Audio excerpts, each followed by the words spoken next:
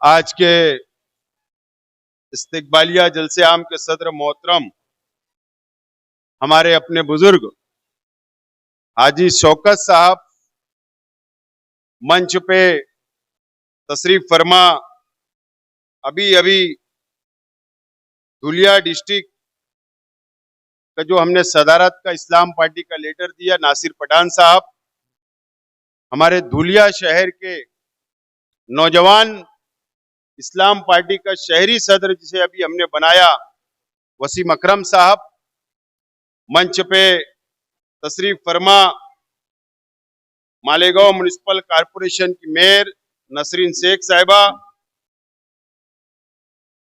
मेरे साथ मालेगांव से आए हुए इस्लाम पार्टी के तमाम ही कारपोरेटर्स, इस्लाम पार्टी के तमाम ही ओहदेदारान, अभी मेरे हाथों से और जिन लोगों का भी ऐलान किया गया धुलिया शहर और धुलिया डिस्ट्रिक्ट के इस्लाम पार्टी के तमाम ही ओहदेदारान, मैं सबसे पहले धुलिया शहर की आवाम का शुक्रिया अदा करता हूं और साथ ही साथ वसीम अकरम साहब, नासिर पठान साहब, शाहिद अंसारी साहब और उनके तमाम ही साथियों का मैं शुक्रिया अदा करता हूं कि आप लोगों ने मालेगांव शहर के मेयर समेत इस्लाम पार्टी के तमाम ही कॉरपोरेटरों का और मेरा यहां पर इस्तकबाल किया। मैं आपका बहुत बहुत शुक्रिया अदा करता हूं।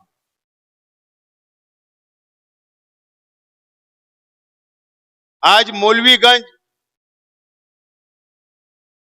इस जगह पर मैं कई मर्तबा आया हूं, कई प्रोग्राम मैंने यहां पर किया, लेकिन आज इस्लाम पार्टी का जिम्मेदार होने की हैसियत से मैं आज आपके बीच खड़ा हूं। वसीम अकरम साहब बहुत जज्बाती बातें कर रहे थे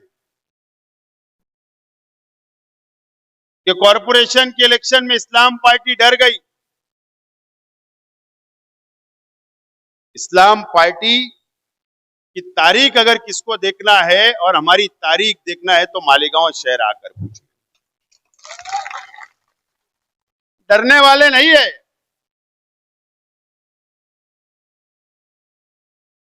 वो एक शेर है ना,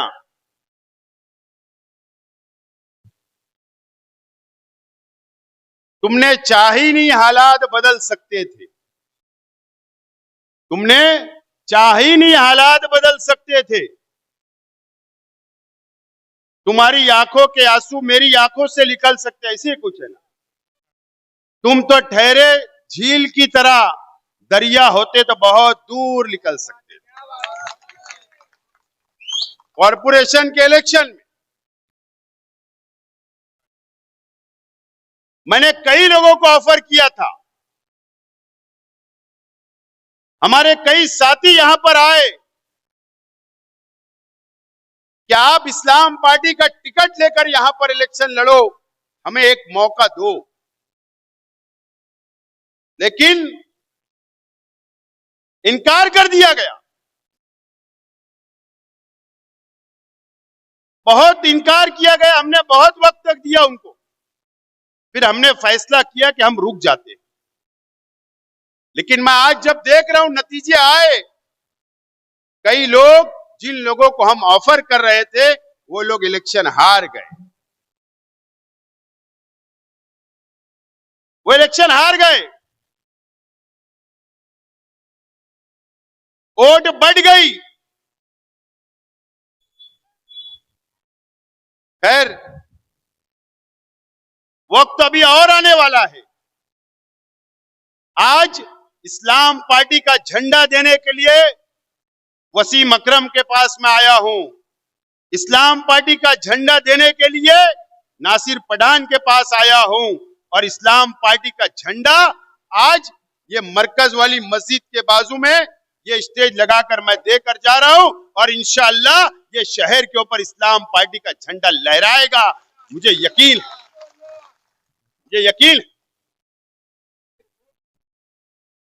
मैं बकरीद की मुबारकबाद देता हूं आप लोगों को।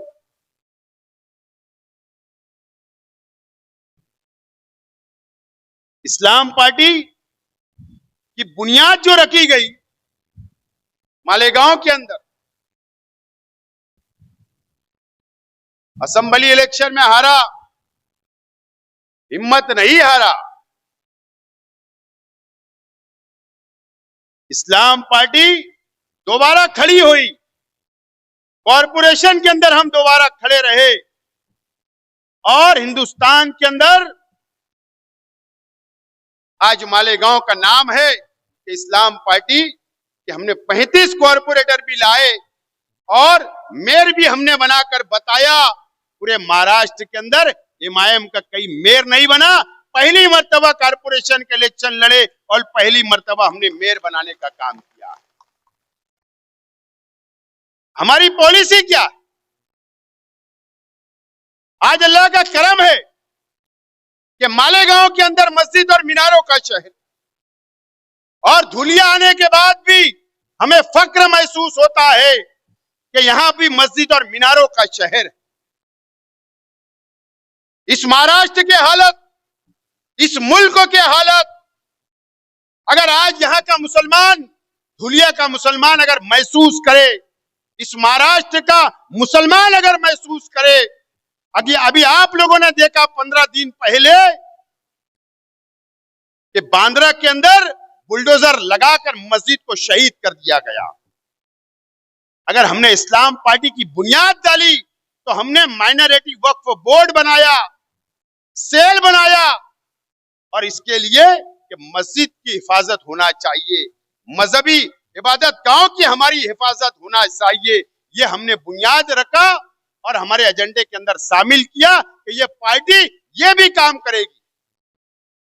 आप लोगों ने देखा कि मालेगांव शहर के अंदर हमने उत्तर महाराष्ट्र का वक्फ बोर्ड अमेंडमेंट बिल जब बिल आया तो हमने वहां पर इजलास लिया, तमाम ही मस्जिद और मदरसे के जिम्मेदारान को वहां हमने बुलाया, मालूमात दी, कॉन्फ्रेंस रखा, और जो भी आज हमारे पास आते कि मस्जिद के पेपर क्लियर करना है, मदरसे के पेपर क्लियर करना है, हम लोग इस्लाम पार्टी के जिम्मेदार, हम लोग उनकी मदद करने का काम करते हैं।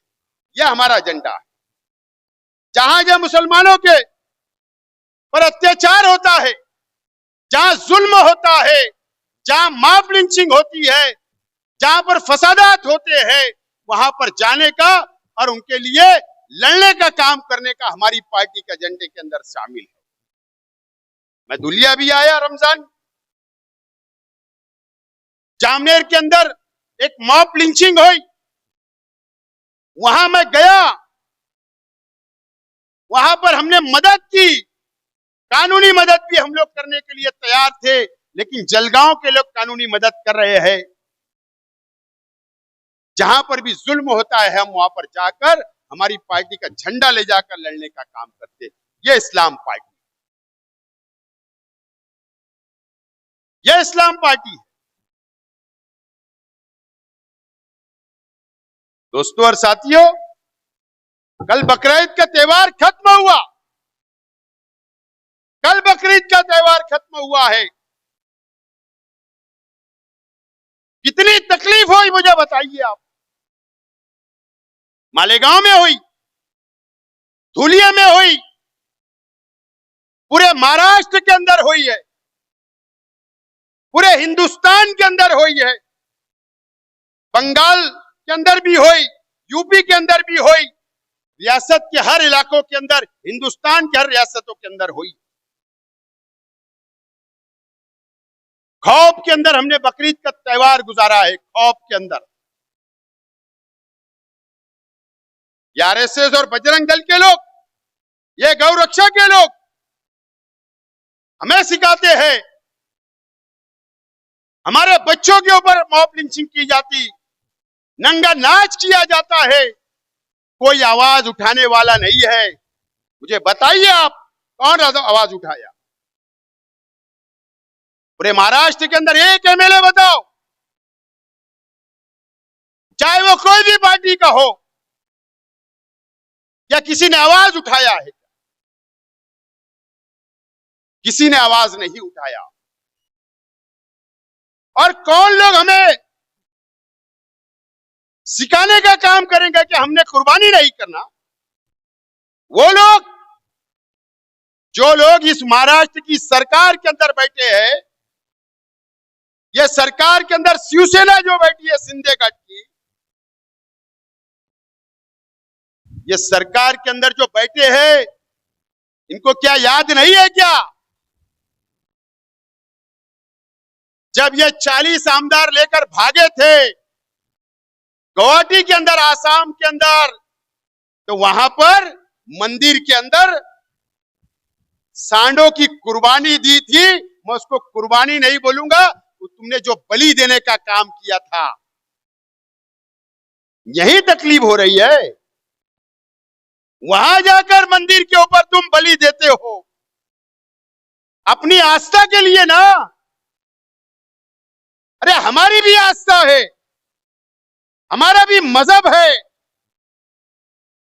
हमारा भी मजहब है। बकरीद पे हम कुर्बानी करते हैं, फर्ज है हमारे पर, हम करते हैं, तो आप रुकने का काम करते हैं। मैं ये नहीं बोलता हूं कि हमने कानून हाथ में लेना चाहिए, मैं ये नहीं बोलता हूं कि रंगीन जानवर की कुर्बानी होना चाहिए, लेकिन उसके आड़ में अगर कोई काला ले जाता है तो आप रोककर उसके मुंह में गोबर डालते हो, उसको मारते हो, उसके साथ गाड़ियां रोकते हो, गाड़ियों को जलाने का काम करते हो। इस महाराष्ट्र के अंदर हुआ है, कोई बोलने वाला नहीं है। कौन लड़ेगा?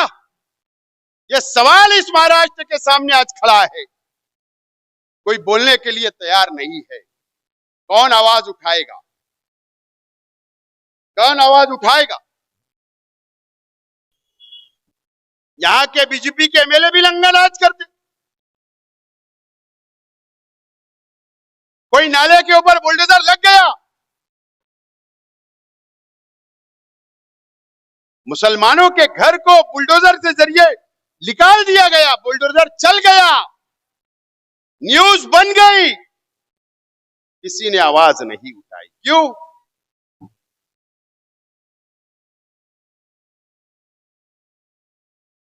अरे इलेक्शन के टाइम जो जलसा लेकर कौम की दुआई दी गई, मिल्लत की दुआई दी गई, अब क्या हुआ? जब बुलडोजर लग गया बस्तियों पर, क्यों आगे नहीं आया गया? किसी को 8 सीट, किसी को 10 सीट दी गई कारपोरेशन में। दोनों पार्टियों ने आवाज उठाने का काम नहीं किया। ये लोग डरते हैं, ये डरते हैं भी एमएलए से, यहां के प्रशासन से, बीजेपी की हुकूमत से डरते हैं। या ये तो मैनेज है या ये तो डरते हैं, इसके अंदर कोई दूसरा नहीं हो सकता। आवाज कोई उठाएगा नहीं। जो आवाज उठाएगा, जो दूसरी पार्टी में जाएगा, उसको दम दिया जाता है। तेरे पैर निकाल लेंगे, तेरे हाथ निकाल लेंगे। इतनी मर्दानगी है तो जाना था ना जब बुलडोजर लगा। तो क्यों हमारे वर्करों को बोलते हो? आज के बाद यहां अब इस्लाम पार्टी आ चुकी है। अब इस्लाम पार्टी के कार्यकर्ताओं को अगर किसी ने दम दिया तो 50 किलोमीटर दूर पर रहता शेख आसिफ यहां पर आकर बैठेगा। और आज मैं इस धुलिया के पुलिस डिपार्टमेंट से गुजारिश करता हूं कि अगर हमारी party all India election commissioner से रजिस्टर्ड पार्टी है,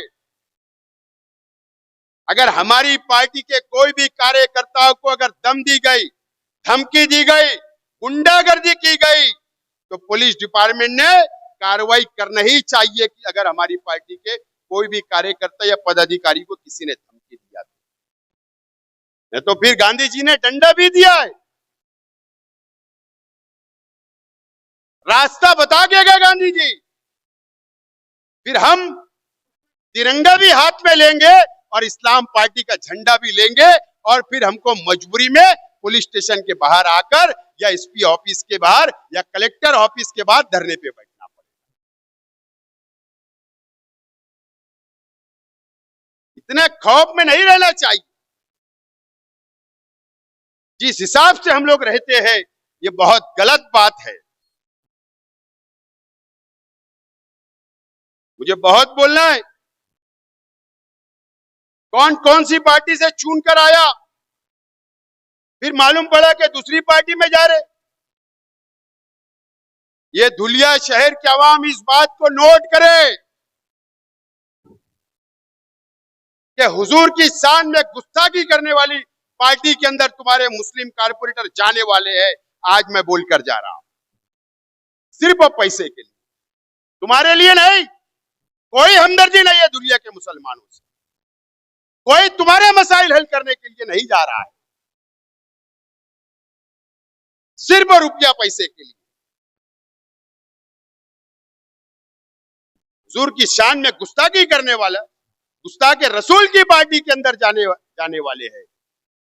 कौम के नाम पर दुआई दी गई, वोट ली गई, लेकिन एक रास्ता बनाने की कोशिश की जा रही है। यह आपको याद रखना है दोस्तों और साथियों। यह धुलिया शहर और मालेगांव का जो रिश्ता है बहुत गहरा है। चाहे पावरलूम से, चाहे मार्केट से, यहां अगर कपड़ा तैयार होता है तो तामा काटा मालेगांव में आकर कपड़ा आप बेचते हो। सूत मालेगांव से आता है। रिश्ते नाते हैं, एक दूसरे की बेटियां का लेन देन है। इतना गहरा हमारा अपना ताल्लुक। क्या हुआ? किरीट सुमैया, धुलिया भी आया, मालेगांव भी आया, यहां के बीजेपी के एमएलए भी साथ। क्या बोला गया? एसआईआर का जब सर्वे हुआ, मैपिंग का, पूरे महाराष्ट्र के अंदर मैपिंग चल रही थी एसआईआर की, क्या इल्जाम धुलिया पर भी लगा, क्या इल्जाम मालेगांव पर भी लगा कि 22,000 वोट धुलिया की मालेगांव की यादी में है और मालेगांव की 22,000 वोट धुलिया की यादी के अंदर है। इल्जाम लगा। यादी यहां के कलेक्टर को दी गई, मालेगांव के एडिशनल कलेक्टर को दी गई और इंक्वायरी की डिमांड की गई। मुझे बताओ, कौन आवाज उठाएगा? कौन लड़ेगा? आज हम सो रहे हैं, अच्छी बात नहीं है। जब एसआईआर का सर्वे मुकम्मल हो जाएगा, वो 22,000 नाम यहां के डिलीट कर दिए जाएंगे, मालेगांव के डिलीट कर दिए जाएंगे। आपको पता होना चाहिए कि बंगाल के अंदर क्या हुआ, 90 लाख वोट काट दी गई। बिहार में क्या हुआ, 70 लाख वोट काट दी गई। अब महाराष्ट्र का नंबर है। क्या होगा? नाम कटने के बाद एनआरसी लागू कर दिया जाएगा। कौन लड़ेगा? क्या तुम्हारा लीगल सेल तैयार है? क्या कोई एडवोकेट का पैनल आपने तैयार किया? क्या यहां के लीडर संजीदा होकर बैठे? क्या यहां के कॉर्पोरेटर संजीदा होकर बैठे?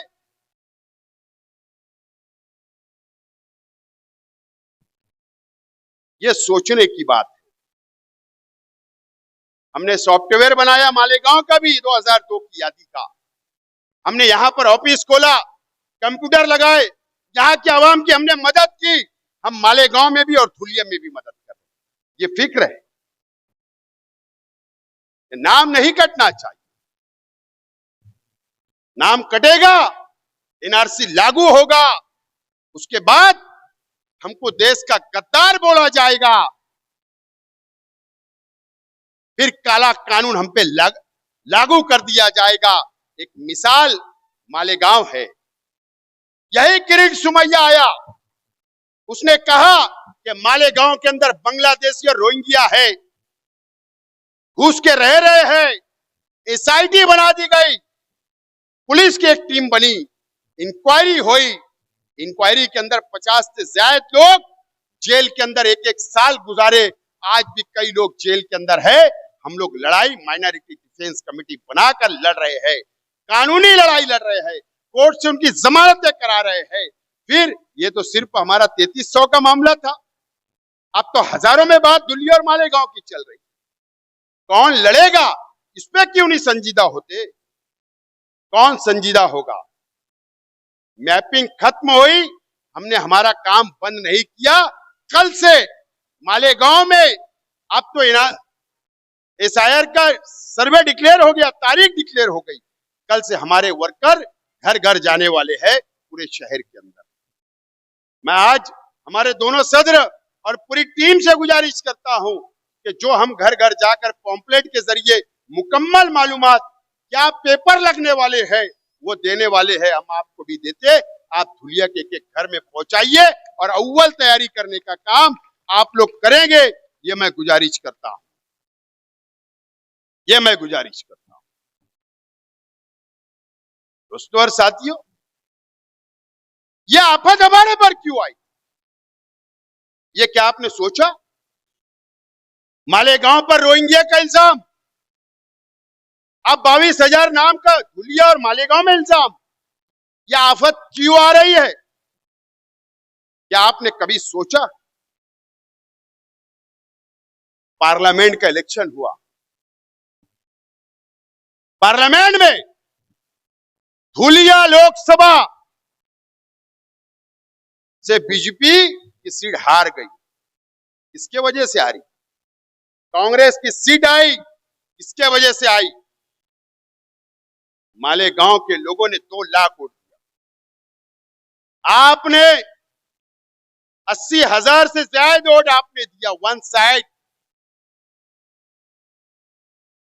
2,80,000 वोट सिर्फ मालेगांव और धुलिये के लोगों ने दिया, और इतराफ के देहातों को अगर मिला लेंगे तो 3.25 लाख वोट हमने दिया। मुसीबत क्यों आई? हमने वोट दिया कांग्रेस पार्टी को, बीजेपी की सीट हार गई। बदला किससे लिया जा रहा है? मालेगांव के मुसलमानों से, धुलिया के मुसलमानों से बदला लिया जा रहा है। मुझे बताइए, क्या मेंबर ऑफ पार्लियामेंट जिसको हमने छून कर दिए, शोभाताई बचाओ, कभी किरीट सुमैया के खिलाफ बोली की आवाज उठाई? जेल में मुसलमान गए, रोहिंग्या और बांग्लादेश के इल्जाम में मां बहनें गई, बुरखा पोश खातून गई, 3-3 महीने के बच्चे बाहर है, वो जेल में। आज भी वो लेडीज हमारी बहन, क्या हमारी मेंबर ऑफ पार्लियामेंट ने आवाज उठाई? क्या पार्लियामेंट के अंदर आवाज उठाई? एक आवाज नहीं हुई, हमारा हक अदा नहीं हुआ। जाने दो, उसके मोहताज भी नहीं है हम। लेकिन क्या मेंबर ऑफ पार्लियामेंट ने क्या ये धुलिया शहर के कोई मुस्लिम वार्ड के अंदर 10 लाख का भी बजट दी, रोड का उद्घाटन की? क्या मालेगांव में तो 1 रुपया नहीं दिया आज तक। जिसके वजह से मुसीबत आ रही है, जिसके वजह से छून कर आई, हमारे को नजरअंदाज किया जा रहा है। नजरअंदाज हमें किया जा रहा है। हमको हमारी ताकत खुद खड़ा करना पड़ेगी, हमारे मसाइल के लिए खुद खड़ा होना पड़ेगा। नौजवान साथियों को भी खड़ा होना पड़ेगा, समाज के हर इंसान को खड़ा रहना पड़ेगा, हमारे मसाइल के लिए खुद लड़ना पड़ेगा। मुफाद परस्ती की सियासत को अब साइड लगाना पड़ेगा, आप लोगों को साइड लगाना पड़ेगा। दोस्तों और साथियों, मुझे बताइए, आप यहां एमआईएम का एमएलए चुनकर आप लोग ने दे दिया, ठीक है, अच्छी बात। इससे पहले के टर्मों में अरे हैदराबाद के ओवैसी बिरादरान धुलिया आते, जज्बाती बातें, मालेगांव आए, जज्बाती बातें, उसके बाद वो पलट के नहीं आते, फिर आप असेंबली में ही आएंगे, फिर कारपोरेशन में ही आएंगे, फिर पार्लियामेंट में ही आएंगे। इस्तेमाल करने का काम इस महाराष्ट्र के मुसलमानों का हुआ है, खास तौर पर धुलिया और मालेगांव, औरंगाबाद। मुझे बताइए, आज अगर हमारी हालत यह है, इसके जिम्मेदार कौन है? अगर बंगाल के मुसलमान आज परेशान है, उसके जिम्मेदार कौन है? बंगाल में हुमायूं कबीर शख्स से हाथ मिलाया गया, एमआईएम ने वहां जाकर हाथ मिलाई, पैक्ट हुआ, अलायंस हुआ, सीटें बढ़ गई, तकरीर हो गई। बाद में हुमायूं कबीर का वीडियो वायरल होता है कि बीजेपी से 1000 करोड़ रुपया मांग रहा है। उसी को बीजेपी ने मुद्दा बनाई, वहां की हुकूमत गई, आज मुसलमान परेशान है। आसाम में क्या हुआ? आसाम में जज्बाती तकरीर, हुकूमत गई। मैं हैरान इस बात से रहता हूं कि आजम खान ने 2014 के अंदर पार्लियामेंट के अंदर खड़े रह के नरेंद्र मोदी और अमित शाह की आंख में आंख डाल के बात की थी और मुसलमानों के मसाइल उठाए थे, और हम कितने देशभक्त है मुसलमान, ये सिर्फ तकरीर की उस दिन है और आज का दिन है। आजम खान जेल में होते, आजम खान की बीवी जेल में होती है, आजम खान का लड़का जेल में होता है। अतीक अहमद, उत्तर प्रदेश के अतीक अहमद, सरेआम कोर्ट के बाहर गोली मार दी जाती है। साबुद्दीन का क्या? जितने मुस्लिम लीडरशिप हिंदुस्तान की टॉप की थी, जिनका दबदबा था हिंदुस्तान की सियासत में, भारतीय जनता पार्टी आरएसएस चुन चुन कर बदला ली। इनको ही क्यों सिक्योरिटी है? इनको ही कुछ नहीं क्यों होता है? ईडी की कार्रवाई इन पे कुछ नहीं होती है। इनको खुला छोड़ दिया गया है कि जाओ हमारी मदद करो, मुसलमानों को जज्बात में लाओ, मुसलमानों की वोट का बंटवारा करो और हमारा रास्ता साफ करो। ये क्या हम कभी सोचते नहीं? उसके बाद बस इलेक्शन में प्रचार। क्या एजेंडा है तुम्हारे पास? क्या तुम कौम को देना चाहते? क्या आप समाज को देना चाहते हो? क्या मुसलमानों को देना चाहते हो? ये बताओ। ये नहीं बताते, उसके ऊपर कोई बात नहीं होती। ये अब मुसलमानों को, इस महाराष्ट्र के नहीं, इस मुल्क के मुसलमानों को अब सर जोड़कर बैठने की जरूरत है। हमारी लड़ाई आरएसएस से भी है। अगर बीजेपी आज हिंदुस्तान की 70% रियासतों पे अगर इक्तिदार हासिल कर लेती है और मरकज में तीसरी मर्तबा अगर नरेंद्र मोदी पंतप्रधान बन जाते हैं, वजीर आजम बन जाते हैं, तो क्या बीजेपी का कमाल है? नहीं, कमाल आरएसएस का। दिखते भी नहीं है और काम चलता है हिंदुत्ववादी का, और हम बस जज्बाती बातों में आकर वोट दे देते हैं, वोट का इस्तेमाल कर देते हैं। ये बातें अब हम लोगों को सोचना है और समझना है। और आज मैं नौजवानों से एक बात खास बोलने के लिए आया हूं। मेरे नौजवान साथियों, 1-1.5 महीना नासिक में क्या हुआ, 1-1.5 महीना पहले टीसीएस प्रकरण आपको पता होगा। निदा खान और उसके साथ 6 लड़के जो प्राइवेट कंपनी में काम कर रहे थे, उन पर इल्जाम आया धर्म परिवर्तन का। पूरे हिंदुस्तान के मीडिया के अंदर उनको जिहादी बता दिया गया। सवाल ये नहीं है कि उन पे कार्रवाई हुई। ये बात समझो नौजवान, खास तौर पर जो ग्रेजुएट है, जो पढ़े लिखे हैं, जिनके पास डिग्रियां है, हमको सरकारी नौकरियां तो नहीं मिलती। या तो हमारा कारोबार करो, रोजी रोटी करो, या प्राइवेट सेक्टर के अंदर, प्राइवेट कंपनियों के अंदर हमको जॉब मिलता है, नौकरियां मिलती है। टीसीएस प्रकरण को पूरे हिंदुस्तान की मीडिया ने बताई, जिहादी बोल दिया गया, धर्म परिवर्तन का इल्जाम लगा। मैं कल गया था, उसमें से एक लड़का फैमिली मेरे पास आई, मैं कल जाकर वकील खड़ा करके आया, दानिश नाम के लड़के। सवाल ये, लड़ रहे हैं, वहां जाके लड़ रहे हैं, लेकिन ये क्यों किया गया? इसके लिए किया गया कि इनको जिहादी बोल दो, ये धर्म परिवर्तन करते हैं, और ये मैसेज देने की कोशिश की गई पूरे हिंदुस्तान के अंदर जितनी प्राइवेट कंपनियां हैं कि मुसलमान बच्चों को जॉब मत दो, नौकरियां मत दो, तुमको बेरोजगार करने के लिए एक साजिश रची जा रही है। इसके ऊपर कोई बात नहीं होती। ये सोचना पड़ेगा, बेदार होना पड़ेगा, सियासी सूझबूझ हमारे अंदर पैदा करना पड़ेगा, सियासी बेदारी हमारे अंदर लाना पड़ेगा। इसीलिए आज मैं आपसे बात करने के लिए आया हूं, और ये पहला जलसा मालेगांव के बाहर इस्लाम पार्टी का। मेरा हक था, मेरा पड़ोस है दुलिया, पड़ोसी शहर है, यहां से मैंने शुरुआत किया। अब मैं मराठवाड़ा और खानदेश तरफ रवाना होने वाला हूं।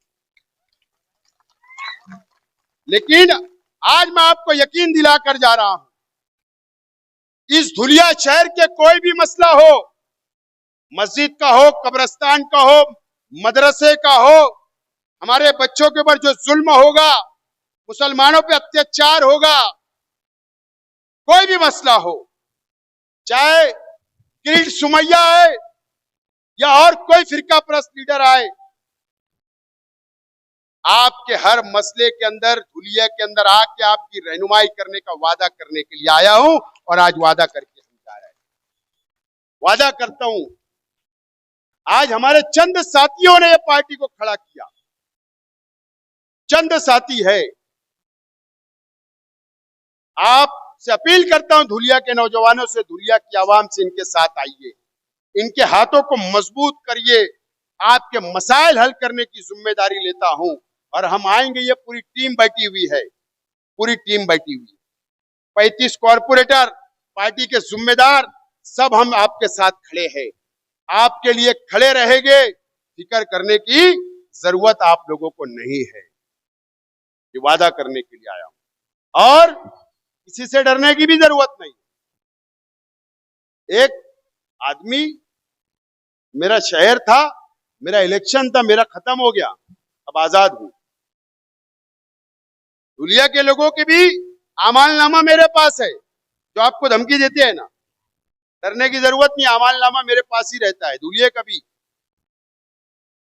मैं आज बोल के जा रहा हूं, हमारे कार्यकर्ताओं को, हमारे जिम्मेदार को, पार्टी के ओहदेदारान को किसी ने धमकाने की जरूरत नहीं। बाहालत मजबूरी नहीं तो आमालनामा मुझे आकर खोलना पड़ेगा, खोलना पड़ेगा। आप लोग मजबूती से काम करिए, पार्टी को मजबूत करिए, पार्टी आपके साथ खड़ी रहेगी। ये वादा करता हूं आप लोगों से भी और धुलिया की आवाम से भी कि बेदार रहो। SIR सर्वे मुकम्मल कराओ, ये अपील करता हूं। आप लोग बड़ी तादाद के अंदर यहां पर आए, हमारे तमाम ही साथियों ने जलसे को कामयाब किया। शाहिद अंसारी साहब, वसीम अकरम, नासिर पठान साहब और हमारी युवा team, social media, minority cell, तमाम ही लोगों ने बहुत मेहनत की। मैं पार्टी की तरफ से बहुत बहुत शुक्रिया अदा करता हूं कि आप लोगों ने मेयर समेत 35 लोगों का यहाँ इस्तेकबाल रखा। बहुत बहुत शुक्रिया। खुदा हाफिज। अस्सलाम वालेकुम। कर डाल दो माइक बंद कर दो। तुबा कॉस्मेटिक कंप्लीट स्किन सॉल्यूशन आपके लिए लाया है धूप से बचाने वाली डे क्रीम, सौले चेहरे को गोरा करने वाली नाइट क्रीम, फुंसियों के लिए TC skin cleaner and serum, सर्दी में जिल्दों को ताजा रखने वाला मॉइस्चराइजर, 7 दिनों में गोरा करने वाली क्रीम, आंखों के नीचे कालापन को दूर करने वाला TC डार्क वे सीरम, हाथ और गर्दन का कालापन दूर करने वाला साबुन। हमारा पता याद रखें, कुसुम्बा रोड, औलिया मस्जिद के सामने, तुबा कॉस्मेटिक कंप्लीट स्किन सॉल्यूशन।